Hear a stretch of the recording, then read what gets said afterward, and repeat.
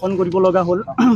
সদৌ শোণিতপুৰ জিলা গোৰ্খা ছাত্ৰ সন্থাৰ সন্মানীয় সভাপতি দীপক চুব্বা ডাঙৰীয়াক ষড়যন্ত্ৰমূলকভাৱে চক্ৰান্তমূলকভাৱে যিটো জামুগুৰি থানাই আৰক্ষী চকীয়ে যোৱা ৰাতি 12টা বজাত এজন সন্ত্ৰাসবাদীৰ নিচিনাকৈ তেওঁক এজন জাতিৰ নেতাক তেওঁ থানাত আনি লকআপত সোমোৱাই দিছে।